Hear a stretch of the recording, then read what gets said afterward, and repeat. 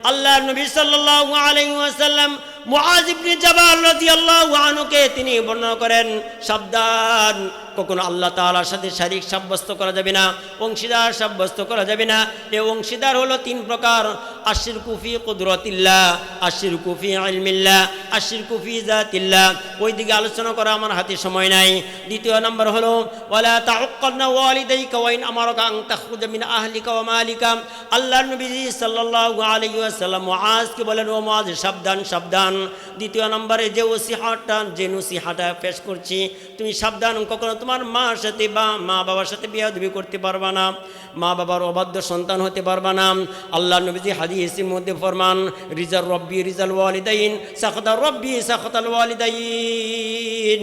আল্লাহ নবীজি তিনি ফরমান, মা বাবার অবাধ্য সন্তান আল্লাহ তাআলার অবাধ্য, মা বাবার বাধ্য সন্তান আল্লাহ তাআলা জান্নাতে তার স্থান। সবাই বলেন সুবহানাল্লাহ।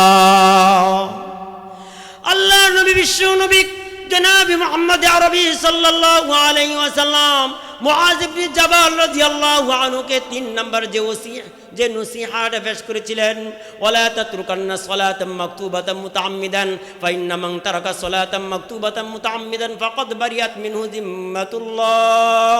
আল্লাহ নবী মুআজকে বললেন, সাবধান সাবধান, ওয়ালা তাতরুকান্না সালাতাম মাকতুবাতান, সাবধান, কখনো নামাজ ত্যাগ করা যাবে না, নামাজ ছেড়ে দেওয়া যাবে না, ইচ্ছাকৃতভাবে কখনো নামাজ ছাড়বা না। মুনাফিক এবং কাফেরের মধ্যে, কাফের এবং মুসলমানদের মধ্যে পার্থক্য হলো, হাদিসের মধ্যে এসেছে যে নামাজ পড়ে সে কাফের না, সে মুসলিম, সে মোমেন, আর যে নামাজ পড়ে না সে কাফের। কথা রেখে নাম যাই ওই দিকে আলোচনা যাব না।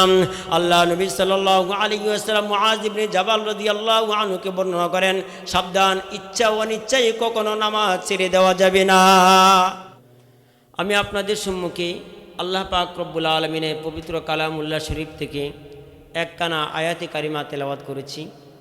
সেই আয়াতে কারিমা এর ভিতরে যারা হাফেজ আছেন, যারা মাওলানা আছেন, ওনারা হয়তো কিছু আন্দাজ করতে পারছেন আজকে সেই আয়াতকৃত আলোচনার বিষয় মওজু কি হতে পারে। মুহতারাম হাজিরিন, আল্লাহ পাক রব্বুল আলামিন আমাদেরকে পাঠিয়েছেন আল্লাহ তাআলা দাসত্ব করার জন্য। কথা ঠিক না? আল্লাহ তাআলা গোলামি করার জন্যে, আল্লাহ তাআলার গোলামি করে কিভাবে জান্নাতে যেতে পারবো সেই বিষয়টাই আমাদেরকে বিভিন্ন ভাষায়, বিভিন্ন আল্লাহ তাআলার পয়গম্বর, আল্লাহ তাআলার নবীর মাধ্যমে সেই বিষয়টা আমাদেরকে জানিয়ে দেওয়ার জন্য অনেকভাবেই তিনি আমাদেরকে বুঝিয়ে দেওয়ার জন্য চেষ্টা করেছেন। কিন্তু আমরা হলাম হতভাগা, আমরা বুঝেও বুঝি না। কথা ঠিক না? আমরা বুঝার পরেও আমরা বোঝার জন্য চেষ্টা করি না। তো সেই বিষয়কে আল্লাহ পাক রব্বুল আলামিন একটা আলোর সাথে এবং অন্ধকারের সাথে তিনি উদাহরণ দিয়েছেন, মিসাল দিয়েছেন। আল্লাহ পাক রব্বুল আলামিন তিনি পবিত্র কুরআনুল কারীমের মধ্যে তিনি বর্ণনা করে দিয়েছেন, আল্লাহু ওয়ালিয়ুল্লাযীনা আমানু ইখরিজুহুম মিনাজ যুলুমাতি ইলান নূর। হে আমার নবী, আপনি আপনার উম্মতদেরকে জানিয়ে দেন, আপনি আপনার উম্মতদেরকে ভালোভাবে ঘোষণা করে দেন যে আলো কাকে বলে, অন্ধকার কাকে বলে। সূর্য যখন উদিত হয় তখন যে পৃথিবী আছে সমস্ত পৃথিবী আলোকিত হয়ে যায়। কথা ঠিক না? সেটা আমরা হাওয়াসে খামসা, পঞ্চম ইন্দ্রিয় শক্তি, এর মধ্যে একটা হলো চক্ষু ইন্দ্রিয় শক্তি। কথা ঠিক না? সেই চোখ দ্বারা সেই আলোকে দেখতে পেয়ে আমরা বুঝতে পারি সেটা আলো। কথা ঠিক না? আর যখন সূর্য যখন অস্তমিত হয়ে যায় তখন আমরা বুঝি সেটা অন্ধকার। কথা ঠিক না? তাহলে আল্লাহ পাক রব্বুল আলামিন তিনি বর্ণনা করেন, ইখরিজুহুম মিনাজ যুলুমাতি ইলান নূর। হে নবী, আমি আপনাকে দায়িত্ব দিলাম, আপনি আপনার উম্মতদেরকে অন্ধকার থেকে আলোর দিকে দীক্ষিত করুন, আলোর পথ তাদেরকে প্রদর্শন করান। এখন বুঝার বিষয় হলো কোনটা আলোর পথ আর কোনটা অন্ধকারের পথ, কোনটা নবীওয়ালা আলোর পথ আর কোনটা অন্ধকারের পথ। আল্লাহ পাক রব্বুল আলামিন হাবিব বিশ্বনবী জনাব মুহাম্মদ আরবি সাল্লাল্লাহু আলাইহি ওয়াসাল্লাম এই পৃথিবীর বুকে যখন আগমন করেছেন তখন সেই যুগটাকে বলা হতো প্রাচীন জাহিলিয়তের যুগ। সেই যুগটাকে কি বলা হতো বলেন আওয়াজ দিয়ে? প্রাচীন জাহিলিয়তের যুগ। সেই প্রাচীন জাহিলিয়তের যুগে আল্লাহর নবী আসার পরে তারপর তিনি যে দেখলেন কিছুদিন পরে কাবা চত্বরের ভিতরে 360খানা মূর্তি। এইভাবে আল্লাহ এবং তার রাসূল যে পথে মানুষদেরকে আহ্বান করছেন, সেই পথের বিপরীতে মানুষ ওই তদানীন্তন সময়ে প্রাচীন জাহিলিয়তের যুগে মানুষেরা তা বিষয় অবলম্বন করে। আল্লাহ পাক রব্বুল আলামিন আল্লাহ তাআলা তার নবীর উপর এই বিষয়টাই বোঝাবার জন্য তিনি চেষ্টা করেছেন। ইখরিজুহুম মিনাজ-জুলুমাতি ইলান-নূর, হে নবী, আপনি আপনার উম্মতদেরকে অন্ধকার থেকে আলোর দিকে দীক্ষিত করুন, অন্ধকার থেকে তাদেরকে হেদায়েতের পথে আসুন। তারা কিভাবে আল্লাহ তাআলাকে চিনবে, কিভাবে নবীওয়ালাকে চিনবে, কিভাবে কোরআন হাদিসকে চিনবে, কিভাবে কোরআন হাদিস অনুযায়ী তার অশুদ্ধ জীবনকে পরিশুদ্ধ করবে, এই বিষয় সম্পর্কে আপনি আপনার উম্মতদেরকে আহ্বান করুন। এখন বুঝেন যে বর্তমানে ওই সময় প্রাচীন জাহিলিয়তের যুগের ভিতরে কোনটা আলো আর কোনটা অন্ধকার, সেই বিষয়টা বোঝাবার জন্য অনেকটা সময় প্রয়োজন। হাতে সময় খুবই স্বল্প, কিন্তু আলো কোনটা আর অন্ধকার কোনটা, সূর্য উদিত হওয়ার পরে যে আলো আমরা দেখতে পাই, সেই আলোর কথা কোরআনুল কারীমের মধ্যে বর্ণনা করা হয় নাই। সূর্য অস্তমিত হওয়ার পরে যে অন্ধকার আসে, সেই অন্ধকারের কথা আল্লাহ নবী সাল্লাল্লাহু আলাইহি ওয়াসাল্লামের উপর আল্লাহ তাআলা বর্ণনা করেন নাই। আল্লাহ পাক রব্বুল আলামিন আলোর কথা বর্ণনা করেছেন। আল্লাহ তাআলার পক্ষ থেকে নবীর উপর যত বাণী পাঠিয়েছেন, খুযু গ্রহণ করো, যে বিষয়টা গ্রহণ করলে জান্নাতে যাওয়া যাবে, যে বিষয়টা গ্রহণ করলে আল্লাহ এবং তার রাসূলকে সন্তুষ্ট করা যাবে, সেই বিষয়টাই হলো আলো। সবাই বলেন সুবহানাল্লাহ। আর আল্লাহ পাক রব্বুল আলামিন তার নবীকে বর্ণনা করে দিয়েছেন যে বিষয় গ্রহণ করলে জান্নাতে যাওয়া যাবে না, যে বিষয়টা কোরআন এবং হাদিসের বিপক্ষে, সেই বিষয়টা হলো অন্ধকার। এখন এতক্ষণ আলোচনা করার মাধ্যমে আপনারা অবশ্যই বুঝতে পেরেছেন, দুনিয়ার সূর্য উদিত হওয়ার মাধ্যমে যদি আলোকিত হয়, সেই আলোর দিকে দীক্ষিত হওয়ার কথা আল্লাহ পাক রব্বুল আলামিন বলেন নাই। সূর্য অস্তমিত হওয়ার পরে যে অন্ধকার হয়, সেই অন্ধকারের কথা আল্লাহ পাক রব্বুল আলামিন বলেন নাই। কোন অন্ধকার আর কোন আলোর কথা বর্ণনা করেছেন? প্রাচীন জাহিলিয়তের যুগে মানুষের যে অভ্যাস ছিল, প্রাচীন জাহিলিয়তের যুগে মানুষের যে কুস্বভাব ছিল, প্রাচীন জাহিলিয়তের যুগে মানুষ তার জীবন্ত মানুষকে মাটির নিচে পুঁতে ফেলা তারা কোনো দ্বিধাবোধ করতো না। প্রাচীন জাহিলিয়তের যুগে তারা মূর্তিকে বেশি পছন্দ করত। প্রাচীন জাহিলিয়তের যুগে মদকে পান করা বেশি পছন্দ করত। প্রাচীন জাহিলিয়তের যুগে তারা দাড়ি পেশাব করাকে বেশি পছন্দ করত। প্রাচীন জাহিলিয়তের যুগে কুকুরকে লালন পালন করা তারা সবচেয়ে বেশি মহব্বত করত। এখন বর্তমানে এই প্রাচীন জাহিলিয়তের স্বভাবকে পরিহার করে নব্য জাহিলিয়তের যুগেও এই স্বভাবগুলো আছে না নাই? কথা বলেন। বর্তমানে প্রাচীন জাহিলিয়তের যুগে যে স্বভাবগুলো ছিল, এই নব্য জাহিলিয়তের যুগের বর্তমান যে আমাদের অবস্থাটা চলছে, বর্তমান যুগে এটাকে বলা হয় নব্য জাহিলিয়তের যুগ। আল্লাহ পাক রব্বুল আলামিনের হাবিব সরকার দু আলম মুহাম্মদ আরবি সাল্লাল্লাহু আলাইহি ওয়াসাল্লাম পৃথিবীর বুকে যখন এসেছেন, তখন কয়েকটা স্বভাব ছিল। আল্লাহ পাক রব্বুল আলামিন তিনি বর্ণনা করেন, ইয়াসআলুনাকা আনিল খামরি ওয়াল মাইসির। এক নম্বর স্বভাবের মধ্যে কোন স্বভাবটা ছিল? তারা মদ পান করাকে বেশি পছন্দ করত। সবাই বলেন নাউযু বিল্লাহি মিন যালিক। বর্তমান সমাজের ভিতরে মদ পান করা আছে না নাই? একটু আওয়াজ দিয়ে বলেন, আছে না নাই? তাহলে প্রাচীন জাহিলিয়তের যুগের সাথে নব্য জাহিলিয়তের যুগের স্বভাব মিলছে কি মিলছে না? কথা আওয়াজ দিয়ে বলেন। প্রাচীন জাহিলিয়তের যুগের ভিতরে দাড়ি পেশাব করা তাদের একটা অন্যতম একটা স্বভাব ছিল।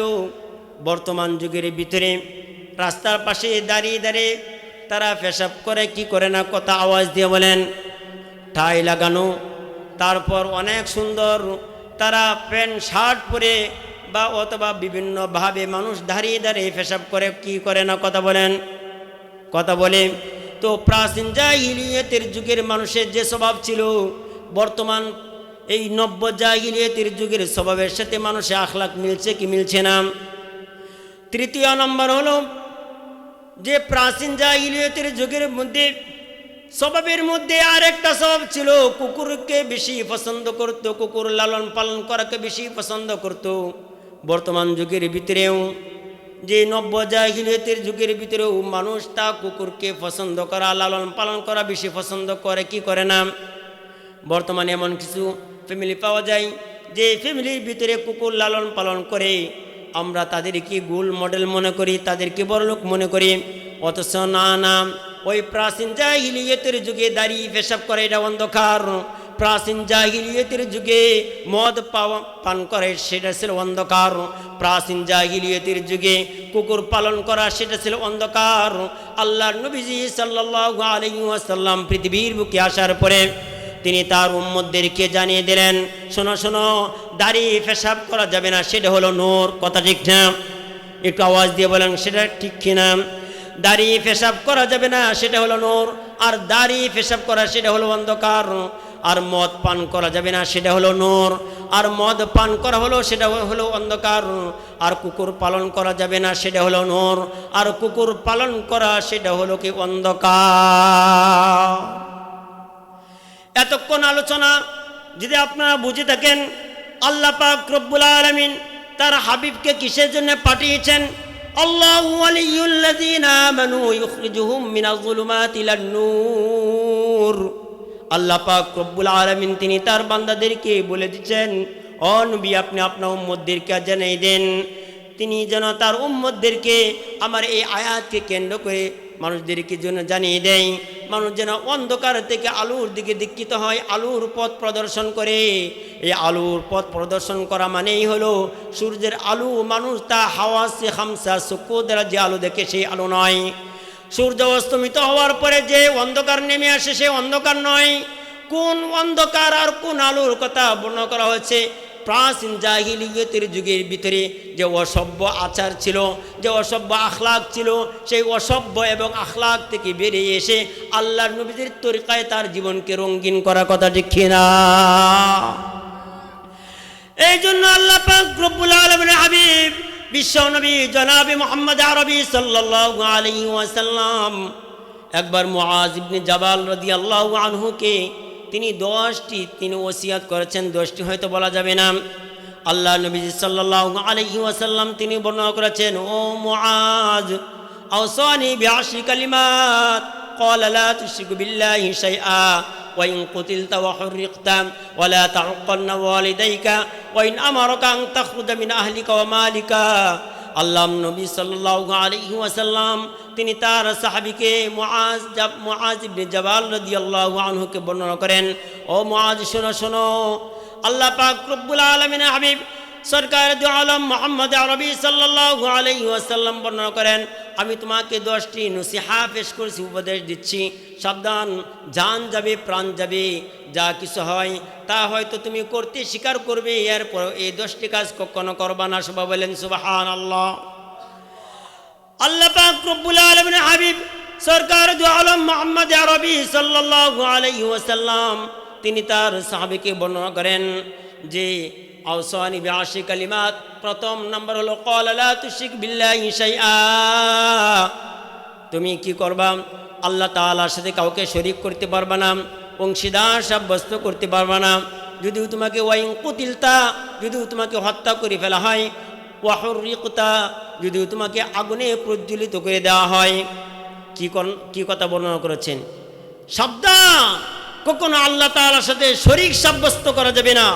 যদিও তোমাকে হত্যা করে ফেলা হয়, যদিও তোমাকে জ্বালিয়ে দেওয়া হয়, পৃথিবীর বুকে এর চাইতে আরও কোনো কঠিন শাস্তি হতে পারে। কথা বলেন। আমরা তো কি করি? আমরা তো এক কাপ চা খাওয়ার জন্যে 100 টাকা পেয়ে আমরা অন্যায় কাজ করে ফেলি। কথা রেখে না? কোন কথা, কোন কাজ, কোন অবস্থাতে আল্লাহ তাআলার সাথে শিরক হয়ে যাচ্ছে সেটা তো আমরা বলতে পারি না। এমন একটা সময়ের ভিতরে আমরা উপনীত হয়ে গেলাম। তিরমিজি শরীফের হাদিসের মধ্যে প্রমাণ, বাদিরু ফিল আমাল ফিতনান কাকাতউল লাইলিল মুসলিমি ইসবিহু রাজুল মুমিনান ওয়া ইউমসি কাফিরান। আল্লাহ নবী সাল্লাল্লাহু আলাইহি ওয়াসাল্লাম তিনি ফরমান এমন একটা সময় আসবে যে সময়ের ভিতরে সকালবেলা মানুষের ঈমান থাকবে পরিপূর্ণ, আবার বিকালবেলা তাদের ঈমান থাকবে অর্ধেক নাই অথবা নাই, আবার বিকাল থাকবে পরিপূর্ণ, আবার সকালবেলা তাদের ঈমান চলে যাবে। যাই হোক, ওইদিকে যাব না। আল্লাহর নবী সাল্লাল্লাহু আলাইহি ওয়াসাল্লাম মুআজ ইবনে জাবাল রাদিয়াল্লাহু আনহুকে তিনি বর্ণনা করেন, সাবধান, কখনো আল্লাহ তাআলার সাথে শারীক সাব্যস্ত করা যাবে না, অংশীদার সাব্যস্ত করা যাবে না। এই অংশীদার হলো তিন প্রকার: আশিরকু ফি কুদরাতিল্লাহ, আশিরকু ফি ইলমিল্লাহ, আশিরকু ফি যাতিল্লাহ। ওই দিকে আলোচনা করা আমার হাতে সময় নাই। দ্বিতীয় নম্বর হলো ওয়ালা তাউক্কালনা ওয়ালিদাইকা ওয়া ইন আমারাকা আন তাখরুজা মিন আহলিকা ওয়া মালিকা। আল্লাহর নবী সাল্লাল্লাহু আলাইহি ওয়াসাল্লাম মুআজকে বলেন, ও মুআজ সাবধান সাবধান। দ্বিতীয় নম্বরে যে নসিহাটা পেশ করছি, তুমি সাবধান, কখনো তোমার মার সাথে বা মা বাবার সাথে বেয়াদবি করতে পারবা না, মা বাবার অবাধ্য সন্তান হতে পারবা না। আল্লাহ নবীজি হাদিসের মধ্যে ফরমান, রিজাল রব্বি রিজাল ওয়ালিদাইন, সাখাতার রব্বি সাখাতাল ওয়ালিদাইন। আল্লাহ নবীজি তিনি ফরমান, মা বাবার অবাধ্য সন্তান আল্লাহ তাআলার অবাধ্য, মা বাবার বাধ্য সন্তান আল্লাহ তাআলা জান্নাতে তার স্থান। সবাই বলেন সুবহানাল্লাহ। আল্লাহ নবী বিশ্ব নবী জনাবে মুহাম্মদ আরবি সাল্লাল্লাহু আলাইহি ওয়াসাল্লাম মুআজ ইবনে জাবাল রাদিয়াল্লাহু আনহুকে 3 নম্বর যে নসিহাত পেশ করেছিলেন, ওয়ালা তাতরুকান্না সালাতাম মাকতুবাতাম মুতাআম্মিদান ফাইন্না মান তারাকা সালাতাম মাকতুবাতাম মুতাআম্মিদান ফাকাদ বারিয়াত মিনহু জিম্মাতুল্লাহ। আল্লাহ নবী মুআজকে বললেন, সাবধান সাবধান, ওয়ালা তাতরুকান্না সালাতাম মাকতুবাতান, সাবধান, কখনো নামাজ ত্যাগ করা যাবে না, নামাজ ছেড়ে দেওয়া যাবে না, ইচ্ছাকৃতভাবে কখনো নামাজ ছাড়বা না। মুনাফিক এবং কাফেরের মধ্যে, কাফের এবং মুসলমানদের মধ্যে পার্থক্য হলো হাদিসের মধ্যে এসেছে যে নামাজ পড়ে সে কাফের না, সে মুসলিম, সে মোমেন, আর যে নামাজ পড়ে না সে কাফের। কথা লিখে না, যাই হোক ওই দিকে আলোচনা যাব না। আল্লাহ নবী সাল্লাল্লাহু আলাইহি ওয়াসাল্লাম মুআজ ইবনে জাবাল রাদিয়াল্লাহু আনহুকে বর্ণনা করেন, সাবধান, ইচ্ছা অনিচ্ছায় কখনো নামাজ ছেড়ে দেওয়া যাবে না। আমরা নামাজ পড়ি, আমরা 5 ওয়াক্ত নামাজ পড়ি, কেউ তো অধিকাংশ লোকই তো নামাজ পড়ি না 5 ওয়াক্ত। হ্যাঁ, 5 ওয়াক্ত নামাজ পড়ি, 2 ওয়াক্ত পড়লে পড়ি, 3 ওয়াক্ত পড়লে পড়ি, 4 ওয়াক্ত, 5 ওয়াক্ত খুব কমই পড়ি। তাহলে এই হাদিস দ্বারা কি বোঝা গেল? মুআজ সাবধান, জান যাবে, প্রাণ যাবে, সব কিছু বিসর্জন দিতে হবে, এরপর নামাজ ছেড়ে দেওয়া যাবে না। তারপর আল্লাহ নবী যে হাদিসের মধ্যে ফরমান, ওয়ালা তাশরাবান্না খামরান ফাইন্নাহু রাসু কুল্লি ফাহিশা, সাবধান, মদ পান করা যাবে না, মদ পান করা যাবে না। মদ হলো সমস্ত গুনাহের মূল। মদ পান করলে মাথা ব্রেন ঠিক থাকে না, কথা দেখি না। যাই হোক মুহতারাম হাজিরিন, বলতেছিলাম ইমানটা কাকে বলে, ইসলাম কাকে বলে। একবার আল্লাহ নবী, আমার আলোচনা শেষ করে দিচ্ছি, একবার আল্লাহ নবী সাল্লাল্লাহু আলাইহি ওয়াসাল্লামের কাছে একজন আগন্তুক ব্যক্তি এসে বলে, ইয়া রাসূলুল্লাহ, ইয়া হাবিবাল্লাহ, আল্লাহ নবীর হাঁটু দয়ের সাথে তার হাঁটুকে মিল রেখে এবং যে সমস্ত সাহাবীগণ তার কাছে ছিলেন তারা তাকে চেনে না, তার মাঝে কোনো সফরেও কোনো চিহ্ন ছিল না। এমন এক আগন্তুক ব্যক্তি এসে আল্লাহ নবী সাল্লাল্লাহু আলাইহি ওয়াসাল্লামের হাঁটু দয়ের সাথে তার হাঁটুকে মিল রেখে আল্লাহ নবীজিকে বর্ণনা করলেন, আখবিরনি আনিল ইসলাম, ইসলাম কাকে বলে আমাকে শিক্ষা দেন।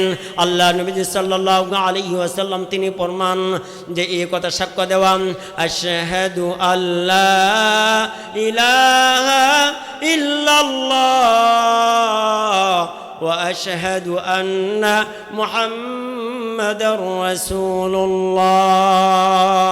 এই কথা সাক্ষ্য প্রদান করা আল্লাহ তাআলা ছাড়া কোনো মাবুদ নাই। তারপরে বর্ণনা করেছেন, আশহাদু আল্লা ইলাহা ইল্লাল্লাহ ওয়া আশহাদু আন্না মুহাম্মাদার রাসূলুল্লাহ ওয়া আকামাস সালাহ, নামাজ কায়েম করতে হবে, ওয়া আতুজ যাকাত, যাকাত প্রদান করতে হবে, ওয়া তাসুমা রমাদান, রমজান মাসে রোজা রাখতে হবে, ওয়া তাহুজ্জাল বাইতা মান ইসতাতা ইলাইহি সাবিলা, সমর্থ ব্যক্তির জন্য হজ করতে হবে। ওই আগন্তুক ব্যক্তি তিনি বলেন, ক্বালা সাদাকতা ইয়া রাসূলুল্লাহ, আপনি তো সত্য কথাই বলেছেন। এই কথা বলার পরে ওই আগন্তুক ব্যক্তি আল্লাহর নবী, বিশ্ব নবী জনাবে মুহাম্মদ আরবি সাল্লাল্লাহু আলাইহি ওয়াসাল্লামকে তিনি ফরমান, ক্বালা আখবিরনি আনিল ঈমান, ঈমান সম্পর্কে আপনি আমাকে অবহিত করুন। আল্লাহ নবী সাল্লাল্লাহু আলাইহি ওয়াসাল্লাম ঈমান সম্পর্কে বর্ণনা করেন, ঈমান হলো আন তুমিনা বিল্লাহ, আল্লাহ তাআলার প্রতি বিশ্বাস স্থাপন করা, এবং ওয়াল মালাইকা, এবং ফেরেশতাসমূহের প্রতি বিশ্বাস করা, অতুমিনা বিল কদরি অতুমিনা বিল কদরি ওয়া খাইরিহি, এবং ঈমান আনা ভালো মন্দ তাকদীরের প্রতি বিশ্বাস স্থাপন করা, আল্লাহ তাআলা কিতাব সমূহের প্রতি বিশ্বাস স্থাপন করা। এই কথা বলার পরে ওই আগন্তুক ব্যক্তি আল্লাহ নবীজির এই কথা, এই প্রশ্নের উত্তর শোনার পরে তিনি বর্ণনা করলেন, ক্বালা সাদাকতা ইয়া রাসূলুল্লাহ, আপনি তো সত্য কথাই বলেছেন। তারপরে তিনি বর্ণনা করলেন, আখবিরনি আনিল ইহসান, আপনি আমাকে ইহসান সম্পর্কে অবহিত করুন। আল্লাহ নবী বিশ্ব নবী জনাব মুহাম্মদ আরবি সাল্লাল্লাহু আলাইহি ওয়াসাল্লাম ইহসান সম্পর্কে তাকে বর্ণনা করলেন। ইহসান হলো কান আনতা আবদুল্লাহ কান্নাকা তারাহু ফাইল্লাম তাকুন তারাহু ফাইন্নাহু ইয়ারাক। ইহসান হলো এমনভাবে তুমি নামাজ পড়ো, নামাজ পড়া অবস্থায় তুমি যেন আল্লাহ তাআলাকে দেখতে পাও। সবাই বলেন সুবহানাল্লাহ। এমনভাবে তুমি নামাজ পড়ো, নামাজ পড়া অবস্থায় তুমি যেন আল্লাহ তাআলাকে দেখতে পাও। আর যদি দেখতে না পাও, তাহলে অন্তত তুমি মনের ভিতরে এই ধারণা রাখো, আমি যে নামাজ পড়ছি, নামাজ পড়া অবস্থায় এই বিষয়টা আল্লাহ তাআলা দেখতে পাচ্ছেন। সবাই বলেন সুবহানাল্লাহ। আর এখন আমাদের নামাজের কাইফিয়ত হলো, নামাজে দাঁড়াইলাম, সাংসারিক ঝামেলা, ব্যবসায়ী ঝামেলা, রাজনৈতিক ঝামেলা, যত কর্ম করেছি সমস্ত কর্মের ঝামেলা সব কিছু নামাজে গিয়ে উপস্থিত হয়। কথা ঠিক কিনা? এই জন্য আজকে আমাদের ইবাদত কবুল হচ্ছে না, এই জন্য আজকে আমাদের মুআমালাত মুআশারাত, এই জন্য আজকে আমাদের কোনো দোয়া কবুল হচ্ছে না। দোয়া কবুল হওয়ার জন্য অন্যতম মাধ্যম হলো আমার হালাল রিজিক হতে হবে। দোয়া কবুল হওয়ার জন্য অন্যতম মাধ্যম হলো বড়দের সাথে আমার সম্মানের সাথে কথা বলতে হবে। আজকে সমাজটা আজকে দুলিশাত হয়ে গিয়েছে। আজকে বড়দেরকে যারা ইয়াং জেনারেশন আছে, যারা ছোট আছে, তারা সম্মান দিয়ে কথা বলে না। আজকে যাদেরকে সম্মান করা প্রয়োজন তাদেরকে সম্মান দিয়ে কথা বলে না। আল্লাহ নবী যে হাদিসের মধ্যে ফরমান, আতিউল্লাহ ওয়া আতিউর রাসূল ওয়া উলিল আমর, সর্বপ্রথম আমার ইতিআত করবা, আমাকে অনুসরণ করবা, তারপর আমার রাসূলকে অনুসরণ করবা। ওয়া আতিউল্লাহ ওয়া আতিউর রাসূল ওয়া উলিল আমর, দ্বারা কয়েকটা মুফাসসিরিনে কেরাম ব্যাখ্যা করেছেন। এর মধ্যে এক নম্বর যাকে স্থান দিয়েছেন, যে দলের আমির তাকে, সে আমিরকে তোমরা সম্মান করবা, হ্যাঁ অনুসরণ করবা। তারপর তোমার যে আমির থাকবে তুমি তাকে সম্মান করে কথা বলবা, তোমার যে লিডার থাকবে তুমি তাকে সম্মান করে কথা বলবা, তোমার যে বড় থাকবে তাকে তুমি সম্মান করে কথা বলবা। আজকে সমাজ থেকে এইগুলো বিষয় উঠে যাচ্ছে। কথা ঠিক না? মুহতারাম হাজিরিন, যাই হোক, আলোচনা করা